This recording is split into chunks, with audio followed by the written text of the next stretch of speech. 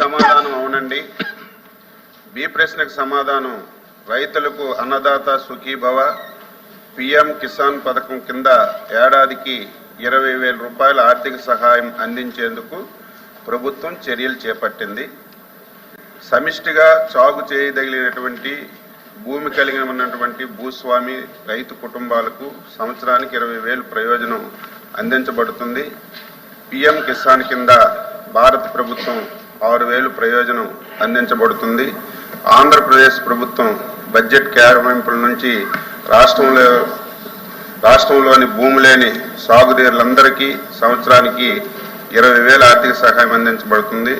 2024-25 కాలంలో పిఎం కిసాన్ పథకం కింద 41.41 లక్షల మంది రైతులకు 17,012.50 కోట్ల మొత్తాన్ని అందించడమైంది. సి ప్రశ్నకు సమాధానం వర్తించదండి. డి ప్రశ్నకు సమాధానం మీకు ఇచ్చిన సమాధానంలో టేబుల్లో పెట్టామని చెప్పి సభ్యులకు తెలియజేస్తాం. రాజశేఖర్ గారు. అధ్యక్ష, ఖరీఫ్ అయిపోయింది, రబీ వస్తుంది.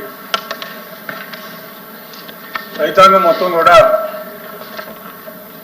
ప్రభుత్వం ఇస్తామన్నటువంటి 20,000 రూపాయలు మరియు కేంద్ర ప్రభుత్వం ఇస్తానటువంటి 6,000 రూపాయలు ఎప్పుడు ఇస్తారా అని చెప్పి ఎదురు చూస్తూ ఉన్నారు. కాబట్టి మంత్రి గారు చెప్పినట్టుగా బడ్జెట్లో 4,500 కోట్ల రూపాయలు దీనికోసం పెట్టినామని చెప్పి చెప్పడం జరిగింది. మొత్తం మాకున్న ఇన్ఫర్మేషన్ ప్రకారం గతంలో ఇచ్చినటువంటి రైతాంగం మొత్తం కూడా సంఖ్య దగ్గరగా 52 లక్షల మంది ఉన్నట్లుగా మాకున్నటువంటి ఇన్ఫర్మేషను. కాబట్టి 52 లక్షల మందికి ఇవ్వాలి అంటే 10,500 కోట్ల రూపాయలు దగ్గరగా కావాల్సినటువంటి అవసరం ఉన్నది. దీంట్లో పెట్టింది 4,500 కోట్ల రూపాయలు మాత్రమే దీంట్లో పెట్టారు. మరి ఈ మొత్తానికి ఇవ్వడం కోసం మీరు చెప్పినటువంటి సంఖ్యకు కూడా ఈ 4,500 కోట్ల రూపాయలు సరిపోనటువంటి పరిస్థితి. మీరు చెప్పినటువంటి 20,000 రూపాయలు కేంద్ర ప్రభుత్వం ఇస్తానన్నటువంటి 6,000 రూపాయలు కలిసి 26,000 రూపాయలు ప్రతి రైతుకి ఎప్పటి నుంచి ఇస్తారు?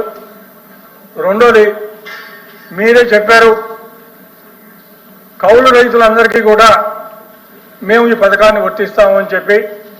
కౌలు రైతులు భూ యజమాని దగ్గర నుంచి భూ యజమాని యొక్క అంగీకారం లేకుండా మేము కౌలు రైతులను గుర్తిస్తామని చెప్పి కూడా మీరు చెప్పడం జరిగింది. దానికి సంబంధించినటువంటి చట్టాన్ని కూడా తీసుకొస్తున్నామన్నారు. కాబట్టి భూ యజమాని అవసరం లేకుండా కనుక కౌలుదారులను గుర్తించే పరిస్థితి అయితే ఈ సంఖ్య రెట్టింపు అవుద్ది.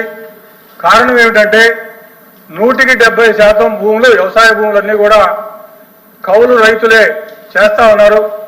కౌలు రైతులకి కార్డులు ఇంతవరకు జారీ చేయలేదు.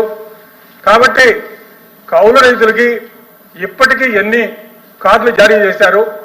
మీరు మిగతా భూ యజమాని యొక్క అంగీకారం లేకుండా ఇచ్చేటువంటి కౌలు రైతులకి కార్డులు ఎప్పుడులోగా ఇస్తారు?